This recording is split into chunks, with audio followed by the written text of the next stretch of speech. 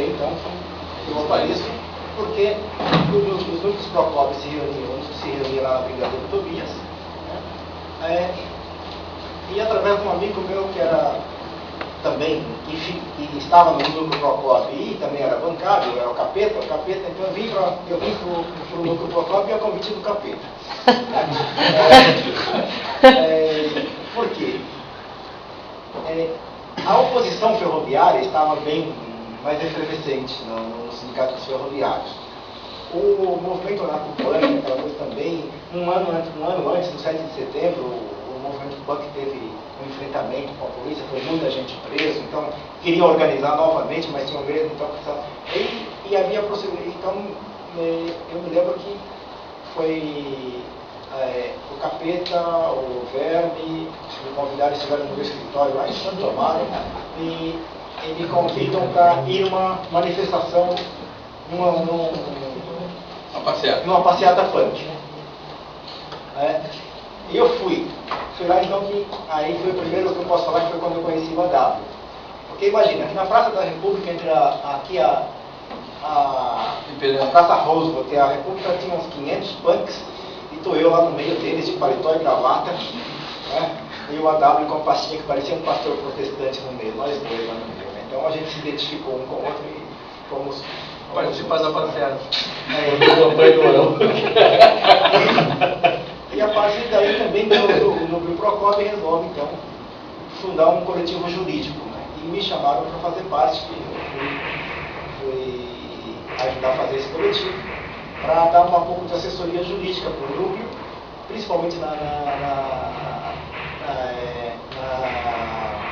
questão ferroviária, né? Então nós organizamos lá na Brigadeiro Tobias, com mais alguns advogados, eu, o Martinelli, que já estava junto, fez parte, e a Dulce, né? E a gente não queria esse coletivo jurídico, eu inclusive passo a atuar lá também, né? E a gente começa então a organizar um pouco melhor a Copa, fazer esses encontros com o pessoal de Pará, toda a história que eles contaram, né?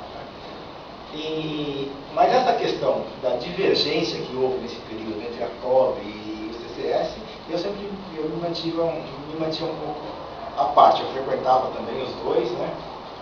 Mas a gente então começa a atuar mesmo no Procópio com a intenção de criar a mesma Confederação Operária Brasileira, fortalecer os vínculos com a FNT, toda essa história do pessoal que veio da Espanha, o Manolo, como chamava ela lá? Anne? Não. Marion? A Marion, o outro rapaz. Quando também na Espanha dá cisão dentro da CNT, né? Aí teve a briga pelo nome, então eles vieram para cá, nós tivemos uns bons contatos, começa a se fortalecer esses congressos que fizemos todos, né? A sua participação no congresso da IT? Mas antes disso, antes de ir para o congresso da IT, é bom lembrar o seguinte, esse núcleo aqui, a gente começa a pensar em ter algumas atividades práticas também, né? E começa a desenvolver essas atividades.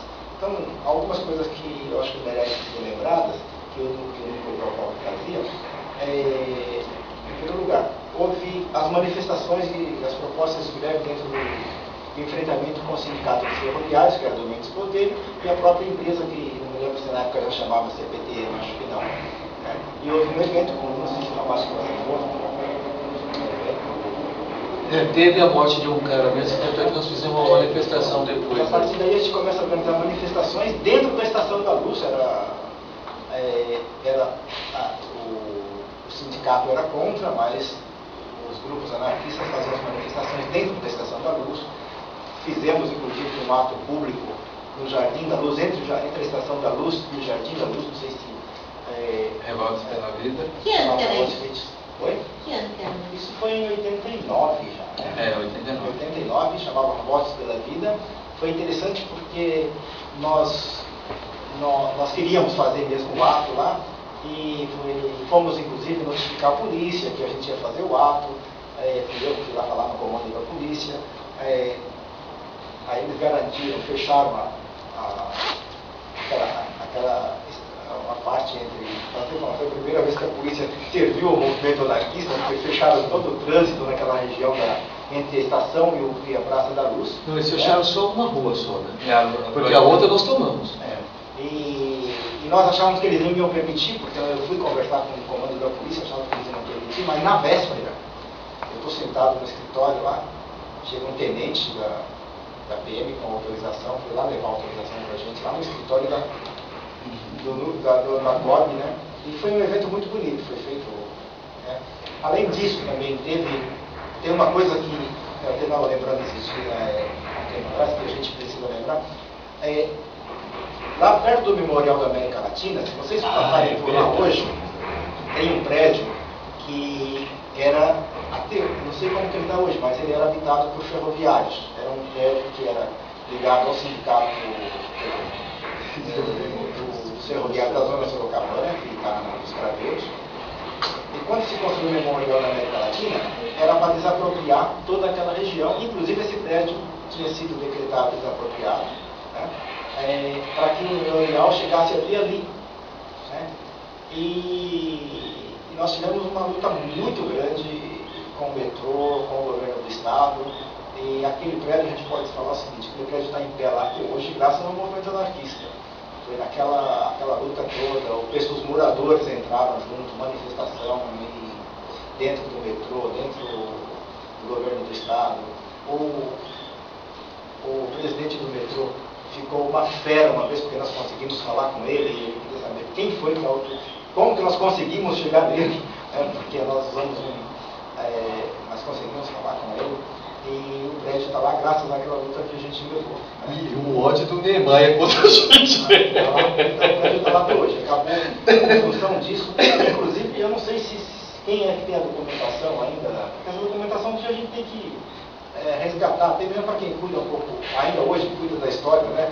Mais pegar, porque nós fomos notificados mesmo pelo metrô de que o prédio não seria demolido. E não foi, está lá até hoje. Então, tem que deixar claro que era uma ação constante, nem a gente não dava trégua um minuto, cara. Era de manhã ele estava soltando panfleto, chegava até estava soltando panfleto, chegava dia de festa, a gente estava soltando panfleto. Ia com uma faixa, ficava com uma faixa. Eu consegui falar com o presidente do metrô, não me lembro exatamente, mas num dia, assim, quase 8 horas da noite, né, foi que nós conseguimos falar com ele e marcar reunião, e o prédio continuou. Foi um trabalho, a gente pode falar do núcleo Procob naquela época, né, do movimento anarquista. Essas histórias não precisam ser resgatadas.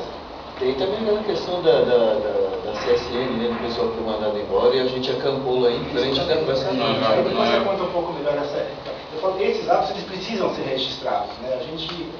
Nós não cuidamos bem da nossa memória nessa coisa de registrar bem, mas foram coisas importantes que fizemos, né?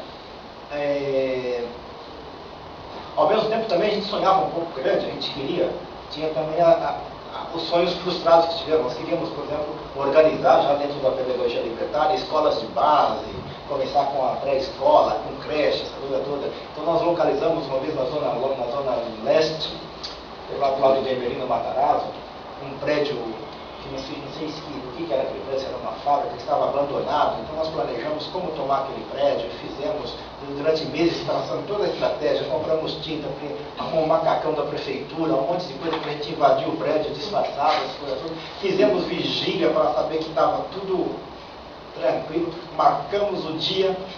Eu não sei se nós não fomos tão diligentes ou se alguém entregou a gente, porque quando nós chegamos para pular o muro, estavam todas as luzes acesas e o prédio estava guardado, né? Foi uma frustração, né? Perdemos foi coisa que nós planejamos. Até a visão estratégica também estava um pouco errada, né? Nós analisamos todo o prédio sempre durante o dia, a gente nunca foi lá à noite, nós só fomos à noite no dia do assalto. Tinha um grupo também que vinculado a gente, e também foi outra estratégia, não sei se vocês, mas estava mais próximo do pessoal dos bancários que começaram a frequentar o Capeta e outros, né, assim. Quando o Jânio, já no governo do Jânio, mais para frente, ele coloca na Praça Nossa Senhora do Brasil, ali na esquina da Avenida Brasil, em frente à Igreja Nossa Senhora do Brasil, né, tem uma pracinha ali ali já não é mais Augusta, né, acho que chama o início da Avenida Europa com a Avenida Brasil.